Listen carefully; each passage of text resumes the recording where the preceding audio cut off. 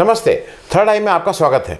कल एक बनारस की अदालत ने एक सर्वे के लिए कुछ उन्होंने अपना निर्णय क्या दिया, वो बताया कि सर्वे कैसे होगा। और यहाँ नगाड़े ढोल बाजे लड्डू बंटने लगे। एक पार्टी विशेष जिसको इन सब में धार्मिक चीज़ों में ज़्यादा इंटरेस्ट है, उसने इसको जीत और बिल्कुल उस तरह से इसका जश्न मनाना शुरू कर दिया। ये सारा विवाद ज्ञानव्यापी मस्जिद के सर्वे को लेके है। मैं बार बार कह रहा हूँ, ये ज्ञानव्यापी मस्जिद के सर्वे को लेके है। थोड़ा बैकग्राउंड समझ लीजिए। 1669 में 1669 में ऐसा कहा जाता है कि औरंगजेब ने जो वहाँ का काशी विश्वनाथ मंदिर या उस समय शिव मंदिर जो था उसको तोड़ा और उसके एक भाग को गिरवा दिया और मंदिर के कुछ हिस्से को नहीं तोड़ा। उसका एक कुछ लोगों का ये भी एक्सप्लेनेशन है क्योंकि उसकी एक दीवार को वो किबला दीवार मान लिया गया। अब किबला ये होता है कि जो शायद मतलब जो मुझे बताया है मेरे मुसलमान दोस्तों ने, किबला वो साइड होती है जिधर मक्का है और मक्का की तरफ के जो डायरेक्शन होता है उसको पवित्र मानते हैं और उस वजह से उस दीवार को किबला दीवार मान के उसको छोड़ दिया गया। इतिहासकारों के अपने अपने इसमें अलग अलग मत हैं।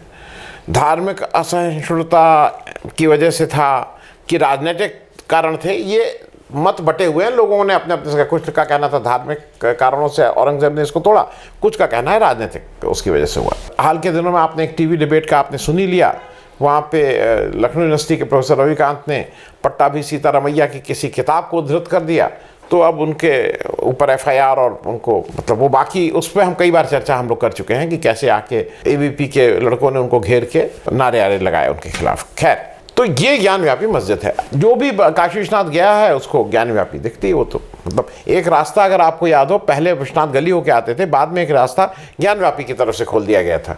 अभी नहीं, जब कॉरिडोर बनने से पहले, उससे पहले की मैं बात कर रहा हूँ। और वो रास्ता ज़्यादा साफ और जल्दी जल्दी उससे आ जाते थे और प्राइमरली आप तो बिल्कुल ज्ञानव्यापी से सट के निकलते थे। वो मस्जिद और मंदिर तो एक साथ ही बने हुए थे। अच्छा, नाम भी ये था, जैसे इसका नाम तो यहाँ बाबरी मस्जिद था, लेकिन वहाँ ज्ञानव्यापी नाम से वो बिल्कुल हिंदू। खैर, इसको एक तरह से अगर देखने का एक चश्म नज़रिया ये भी है कि भाई एक बिल्कुल मतलब संस्कृतनिष्ठ हिंदी नाम पे ज्ञानव्यापी मस्जिद पड़ा। यहाँ पे एक याचिका दायर हुई। अच्छा, ये याचिका कोई मंदिर मस्जिद विवाद के लिए नहीं है। ये नहीं है कि यहाँ मंदिर और मस्जिद इसकी नहीं है। ये याचिका ये है कि ये जो मस्जिद है इसकी पश्चिम दीवार पर वहाँ पे श्रृंगार देवी, गणेश, हनुमान और नंदी की पूजा होती है। और ऐसा है कि वो शायद पश्चिम दीवार पर श्रृंगार गौरी है। 1991 तक 1991 तक यहाँ नियमित पूजा होती थी। उसके बाद कोर्ट के आदेश से पूजा बंद हो गई। अब नवरात्र में केवल एक दिन के लिए खोला जाता है और उस दिन यहाँ की महिलाएं जाके उसकी पूजा करती हैं। 1993 में इलाहाबाद हाईकोर्ट ने ये पिटिशन एडिशन गई थी, लेकिन 1993 में इलाहाबाद हाईकोर्ट ने इस पे स्टे ऑर्डर दे दिया था। 2019 में बनारस के एक लोकल वकील विनय शंकर रस्तोगी जी ने हाईकोर्ट से मांग की कि इसका ASI द्वारा इसका सर्वे करा लिया जाए। अब वो ASI क्योंकि जो पुराने जगहों का वही देख रेख करती है और उसके नॉर्म्स बहुत स्ट्रिक्ट हैं। हालांकि ऑफ द कफ मैं एक आउट ऑफ रेफरेंस बोल दूं, ASI का जो डिक्लेयर्ड मॉन्यूमेंट होता है उसके आसपास इतनी बड़ी बिल्डिंग नहीं बन सकती है, उसके अंदर क्या क्या नहीं हो सकता है, ये नहीं हो सकता है। लेकिन अभी हाल के दिनों में आपने सुना होगा, देखा होगा कि 2-4 दिन पहले ही हमारे जम्मू कश्मीर के जो लेफ्टिनेंट गवर्नर साहब हैं, मनोज सिन्हा साहब, वो नाम इसलिए ले रहा हूँ, वो भी काशी विश्वनाथ नगरी के ही व्यक्ति हैं, यहीं BHU के। वो जाके ASI में वो पूजा वूजा उन्होंने बढ़िया की, विच वॉज अ रिस्ट्रिक्टेड वो प्लेस ही was not suppose to do. उनको ये नहीं करना चाहिए था, लेकिन चूंकि वो तो लॉर्ड गवर्नर हैं तो लॉर्ड साहब के ऊपर कौन कोई उंगली उठाए। ये कहना भी, मैं इतना कह दे रहा हूँ, यही बात है। ASI के उसमें जाके इन्होंने पूजा वूजा कर ली, क्योंकि जो मेरा मन होगा वो मैं करूँगा। ठीक है, अप्रैल, ये तो वहाँ तो इन्होंने याचिका दायर, अप्रैल 2021 में दिल्ली की 3-4 महिलाएं और फिर उसमें 1-2 शायद बनारस के भी लोग हैं, इन लोगों ने 5 महिलाओं ने मिलकर, जिसमें राखी सिंह जी प्रमुख हैं, उन्होंने एक याचिका दायर की कि यहाँ हर दिन हमें पूजा करने की अनुमति दी जाए। और इस बीच ये सब चल ही रहा था। 26 अप्रैल को बनारस की अदालत ने ये सर्वे की बात कही और वहाँ पे उसने कहा कि ये सर्वे जो कोर्ट कमिश्नर की देखरेख में होगा और उसका एक उन्होंने आदेश दे दिया। कोर्ट ने अजय मिश्रा नाम के एक वकील साहब को कोर्ट कमिश्नर नियुक्त करके उनके सुपरविजन में ये सर्वे होने की बात कही। अब जब ये सर्वे चल रहा था, 2-3 दिन पहले हो रहा था, तो वहाँ पे कुछ सर्वे आगे कंटिन्यू नहीं हो पाया, उसमें कुछ बाधाएं आई और उसमें जो मस्जिद से जुड़े हुए लोग थे उनकी कुछ मोटे तौर पे 3 बड़ी आपत्तियां थी। पहली उनकी आपत्ति थी कि उनका ये कहना था कि सर्वे टीम को मस्जिद में जाने से, ऐसा कहा गया कि मस्जिद में जाने से रोका गया मस्जिद के लोगों के द्वारा। दूसरा ये था कि इन लोग जो मस्जिद के देख रेख करते हैं उनका कहना था कि भाई मस्जिद के अंदर आप वीडियोग्राफी मत करिए, वीडियोग्राफी की इजाज़त नहीं है। तीसरा इनका ये ऑब्जेक्शन है कि जो कोर्ट कमिश्नर नियुक्त हुए हैं अजय मिश्रा जी, उनका कहना है वो बायस्ड हैं, तो उनकी मांग थी कि इनको चेंज किया जाए। अब ये सब कुछ आ गया बनारस के वो सिविल जज साहब हैं रवि कुमार दिवाकर साहब। रवि कुमार दिवाकर साहब जज साहब की कोर्ट में आया और उन्होंने इस पे एक निर्णय लिया कल। सबसे अचंभे की बात यह है कि जब उनका निर्णय आया कोर्ट के बाहर, और जैसे आप जो भी चैनल देख रहे होंगे लड्डू अड्डू बटने लगे फिर से, और जीत हो गई, जीत हो गई। तो ये जो एटीट्यूड है इस पे मैं आगे भी बात करूंगा, लेकिन अभी मैं बता दूं लड्डू बटने लगे। किस बात के लिए लड्डू बटने लगे? क्योंकि कोर्ट ने कहा है कि 17 मई तक आप अपनी रिपोर्ट सबमिट करिए, जो सर्वे की रिपोर्ट होनी है। दूसरा उन्होंने ये कहा कि प्रतिदिन कम से कम मतलब करीब 4 घंटा सुबह 8 से 12 बजे तक आप सर्वे करिए, और अगर ज़रूरत पड़े तो रोज़ करिए। तीसरा कोर्ट ने यह भी स्पष्ट किया कि अगर ज़रूरत है सर्वे के दौरान ये लगता है कि कुछ चीज़ों की आपको इस सर्वे के लिए ज़रूरत है तो आप मस्जिद के अंदर भी प्रवेश कर सकते हैं। चौथा, उन्होंने इस पूरी प्रक्रिया में जहां ज़रूरत हो वहां पे वीडियोग्राफी की भी इजाज़त दे दी। उन्होंने पुलिस और प्रशासन से ये पूछा कि भाई आप लोग उस दिन क्या कर रहे थे, ये आपका काम है। और इस बार उनको भी एक सीधा सीधा डायरेक्टिव दिया है, पुलिस को, प्रशासन को, लोकल प्रशासन को, गृह सचिव को, उत्तर प्रदेश गृह सचिव को, कि दे मस्ट इंश्योर कि सर्वे कराने में कोई बाधा ना आए, और अगर कोई इसमें कोई व्यवधान डालने की कोशिश करता है और रुकता है तो उसको गिरफ्तार करिए और इस सर्वे को कंटिन्यू कराइए, ये आपकी जिम्मेदारी है।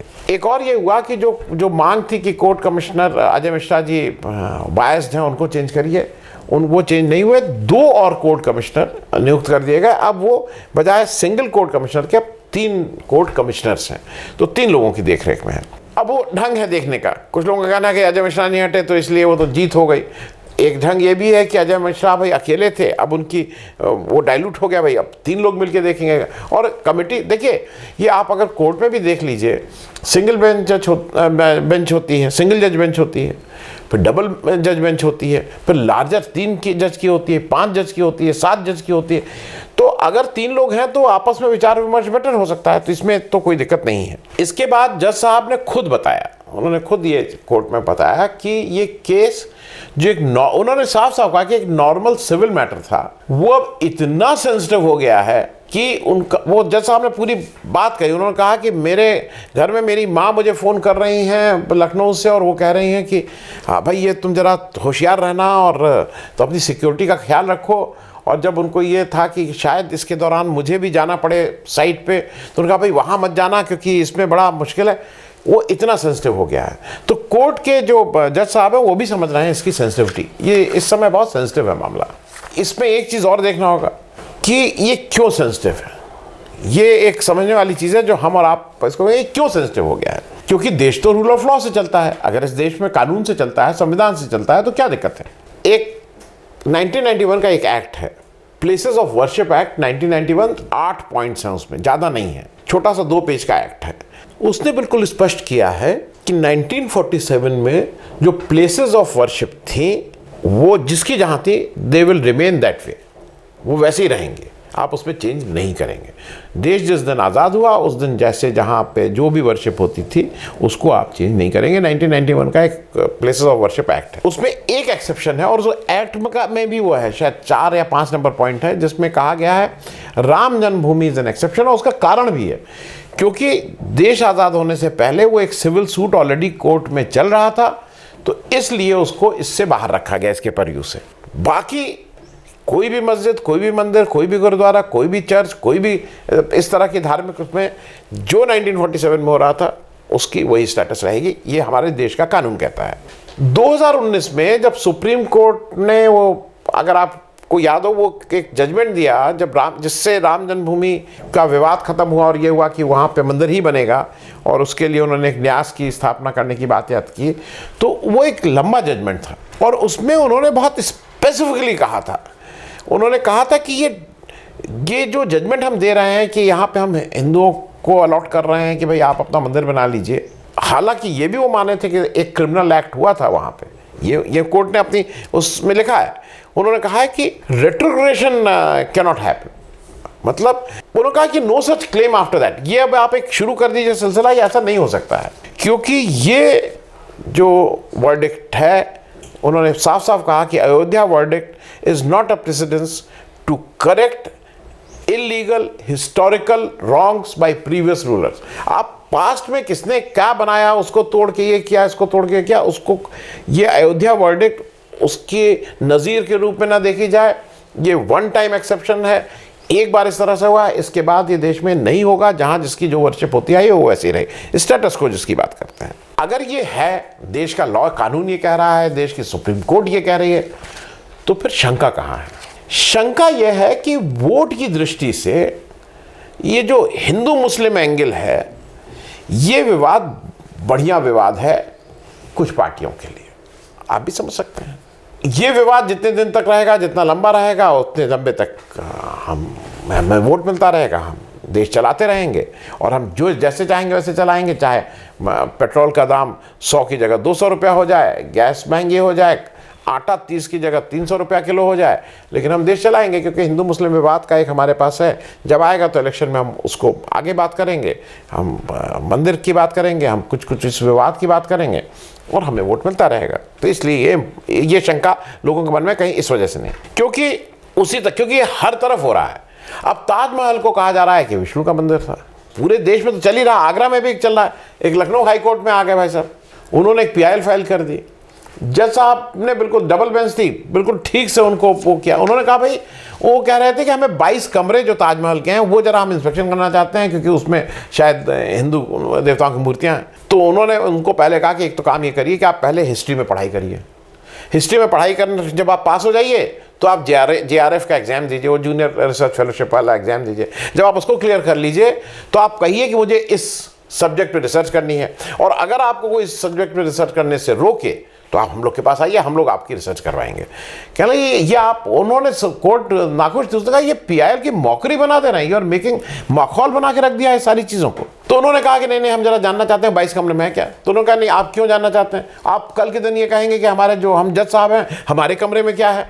तो इसको बहुत सख्ती से उन्होंने इस बात को ख़त्म किया। लेकिन एक चीज़ मैं बता दूँ क्यों शंका है।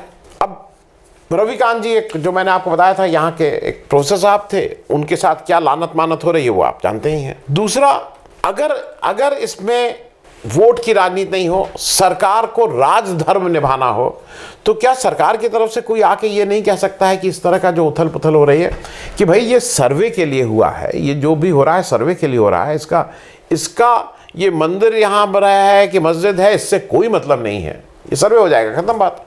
तो कोई कह सकता है कि नहीं, कोई नहीं कह रहा है, क्योंकि चाहिए तो वोट। फिर एक और चीज़ मैं आपके साथ इसमें शेयर कर लूँ, लड्डू। अब लड्डू खिलाना क्या है, मतलब किस बात की विजय हो रही है, क्या विजय हुई है, आप लड्डू खिला रहे हैं, माहौल बनाया जा रहा है। किरण रिजिजू जी जो केंद्र में लॉ मिनिस्टर हैं, और जो मेरी समझ जो है कि जो लॉ मिनिस्टर केंद्र में होता है उसका जो मेरे हिसाब से है, he is an representative of न्यायपालिका, वो जुडिशरी का एक तरह से नुमाइंदा है वहाँ पे उस कैबिनेट में कि भाई जुडिशरी की ये समस्याएं हैं, देश में इतने ज़्यादा केसेस हैं, या जज कम हैं, या जो भी, he must talk of the कि कैसे जुडिशरी की क्या क्या समस्या है, उसको कैसे हल करना है, ये बात कैबिनेट में रखनी चाहिए। हमारे किरण रिजिजू साहब वो बजाय कैबिनेट बात रखने, वो जुडिशरी को ही बता रहे हैं कि लक्ष्मण रेखा पार नहीं करनी चाहिए, वो जुडिशरी पे ही, मतलब जिसके वो नुमाइंदे होने चाहिए उसी को बता रहे हैं कि तुम्हें क्या क्या करना चाहिए। चलिए ठीक है, क्योंकि ये भी एक चीज़ आपको याद हो, 2010 में जब अयोध्या का एक जजमेंट आया था हाई कोर्ट लखनऊ में, तो याद है रविशंकर प्रसाद जी यहाँ थे, बीजेपी के बड़े नेता थे, लड्डू, वो भी सार्वजनिक रूप से, वो भी मैं ढूंढ रहा था, वो मिला नहीं, कहीं ढूंढ लेंगे तो मिल जाएगा, लड्डू खा रहे थे। फिर 2014 के बाद वो देश के लॉ मिनिस्टर बन गए। तो अगर किसी के मन में ये शंका होती है कि ये बायस होंगे, तो क्या वो गलत शंका है? क्योंकि ये सारी बातें मैं इसलिए कह रहा हूँ, ये इम्पॉर्टेंट है कि ये देश रूल ऑफ लॉ, संविधान के हिसाब से चलेगा या एक मेजॉरिटी की मर्जी से चलेगा, कि जो उसको ठीक लगेगा कि नहीं ये ऐसा होना चाहिए, उस हिसाब से चलेगा। ये देखने आने वाले समय में इसका टेस्ट भी होना है। Thank you so much.